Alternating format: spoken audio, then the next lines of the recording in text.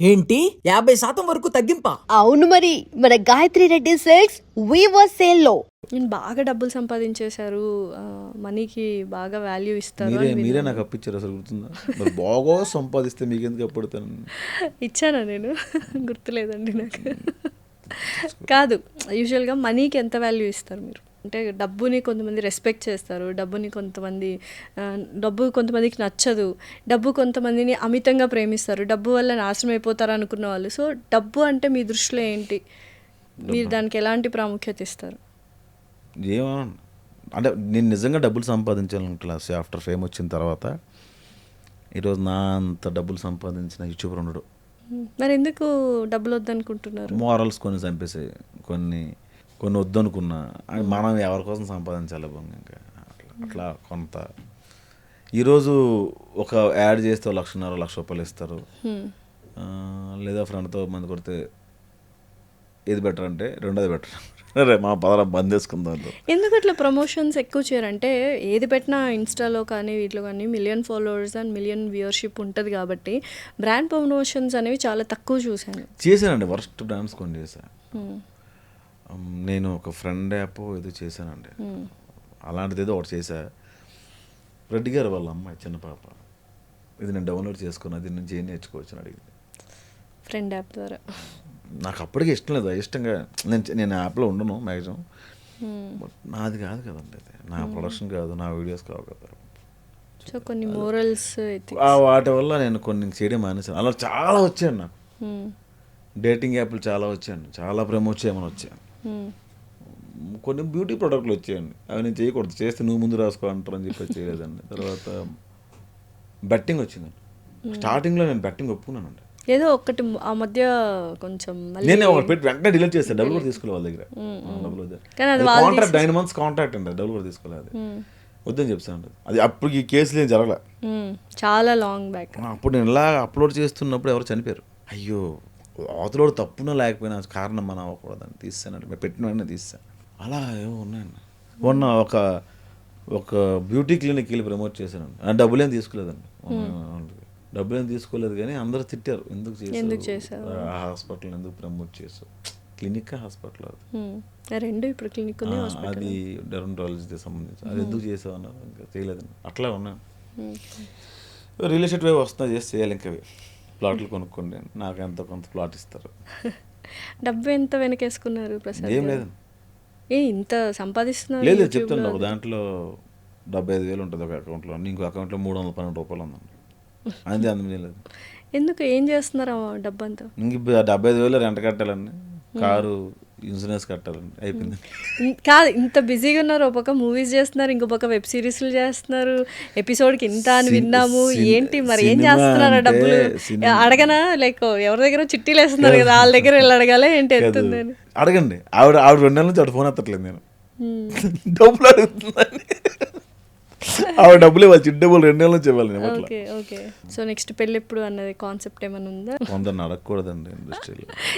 ఇండస్ట్రీలో కొందరిని అడగకూడదా? ఎవరండి వాళ్ళు? ప్రభాస్ గారు అంటే పెళ్లి కథ అడగకూడదు అంటున్నారు కదా, అట్లా అందులో మీరు కూడా యాడ్ అని మోస్ట్ ఎలిజిబుల్ బ్యాచులర్. వాళ్ళు హీరోలు అండి, వాళ్ళతో ఉండదు మనకి. ఓకే, కొంచెం లో లెవెల్. ఇంకా వాళ్ళు ఎత్తుక్కోవాలండి, ఎవరో నాకు గుర్తులేదు కానీ. ఎవరుంటారో పెళ్లి గారు ఏంటి నెక్స్ట్ ఇంకేం ప్లాన్? చూడండి, మంచి అమ్మాయి ఉంటే చూడండి. ఓకే. కట్నం బాగా ఇవ్వాలి. అదేంటండి, ఎందుకండి కట్నం అంత ఓపెన్గా అడుగుతున్నారు? కట్నం ఇస్తే రాంగ్ కదా. కట్నం తీసుకున్నవాడు గాడిద అని వినలేదా మీరు? డౌరీ అడిగింది అది, కట్నం తీసుకునేవాడు గాడిద. భరణం అడిగింది దున్నపోతే. అంటే డ్యామేజ్ అవ్వలేదు కదా, డ్యామేజ్ అయింది పెళ్ళైన తర్వాత. ఎవరికి అవుతుంది డ్యామేజ్? ఇద్దరికి అవుతుంది. ఇక్కడ ఈక్వల్ అన్నారు చూసారా.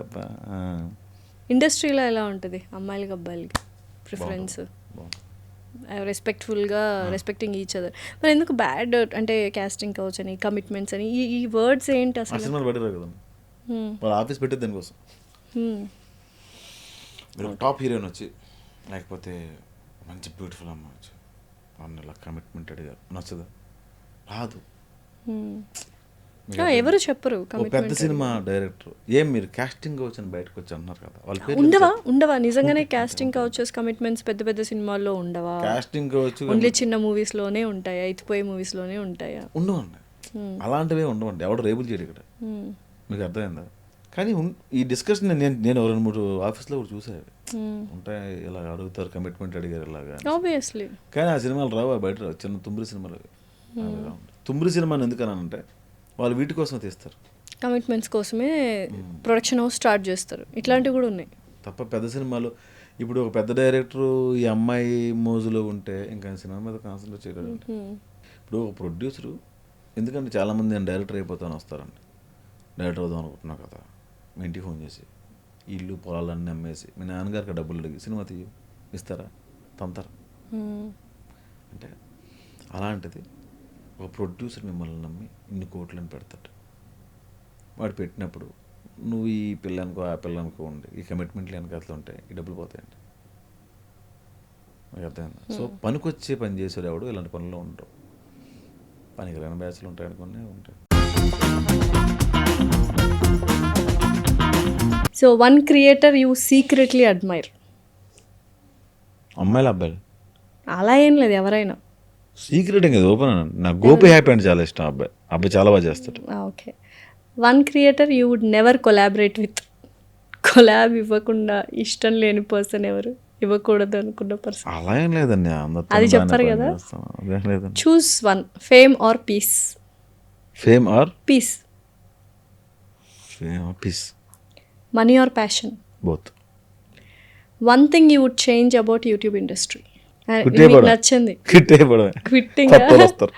Most embarrassing fan interaction. Most embarrassing interaction నాదా వాడిదా? వచ్చి ఫోటో దిగురా అంటారు కదా, మీకు చాలా చిరాకు కదా కొంతమంది వచ్చి అలా అడిగితే. గుర్తులేదు.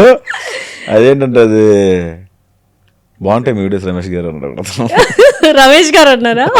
రమేష్ బెహ్రా అన్నారా? రమేష్ అన్నాడు. రమేష్ కదా పేరు అన్నాడు. ఆడు రాలేదండి, నేను మా బ్రదర్ అండి అన్నా. రమేష్ కాదా నీ పేరు అన్నాడు. కదా చెప్తానా నీ పేరు రమేషే, అబద్ధం చెప్పక అంటాడు. నా పేరు నాకే వాదించి చెప్పాడు ఆయన. One thing your audience doesn't know about you. One thing I'm also human being. ఏంది మీరు మనిషి కాదని? నేను కూడా మనిషినే, నాకు అన్ని ఎమోషన్స్ ఉంటాయి. ఎందుకు చెప్తున్నానంటే మీరు అడ్మైర్ చేసే ఏ సినిమా వాడైనా మహానుభావుడై ఉండాలి. వాడి లైఫ్లో ఒక్క తప్పు ఉండకూడదు, వాడి ఇంట్లో ఒక్క తప్పు ఉండకూడదు, అన్నీ మంచిగా ఉండాలి. ఎక్స్పెక్టేషన్స్ ఎక్కువ కదా. నేను కూడా మనిషిని. Your biggest fear. దేనికి ఎక్కువగా భయపడతారు? హైట్స్ అంటే. సో సూసైడల్ థాట్ అన్నారు, కానీ ఎప్పుడైనా సూసైడల్ థాట్స్ వచ్చి ట్రై చేశారా? చేశాను, భలే ఉంటుంది. ఏంటి ఆ సిచ్యుయేషన్? ఎందుకు? కార్ గాల్లో ఎగిరింది, బోల్ట్ ఊడింది. కావాలనే కాదు, అది చేసుకోవాలని. అది ఒకసారి డివైడర్ గుద్దేశారా? డివైడర్ ఎప్పుడు కదా, రీసెంట్ గా ఎప్పుడు తర్వాత అనిపోయిన తర్వాత ఒక కాల్ వచ్చింది నాకు, వచ్చేది నాగని చెప్పేసి. ఎవరు కావాలి? అమ్మ కావాలి. అమ్మ కాల్ వచ్చింది. అట్లా ఉంటే సరదాగా. ఎందుకు అంత ఎక్స్ట్రీమ్కి వెళ్ళిపోయారు ఆ టైంలో? అంటే ఫేమ్ వచ్చి రీసెంట్గా అన్నారు కదా. రీసెంట్గా మరి రీసెంట్ కాదండి, ఎప్పుడు. So next very all the best అండి, అండ్ కంగ్రాచులేషన్స్. మంచి కెరియర్ని బిల్డ్ చేసుకుంటూ ఉన్నారు. థ్యాంక్ యూ సో మచ్ అండి. Thank you. మీరు కూడా చాలా మంచి పేరు తెచ్చుకొని పొజిషన్కి వచ్చారు. Thank you. మంచి ఫాలోవర్స్ కూడా వచ్చారు మీకు ఇన్స్టాగ్రామ్. థ్యాంక్ యూ అండి. చాలా ఇన్ఫర్మేటివ్ వీడియోస్ పెడుతున్నారు. Thank you.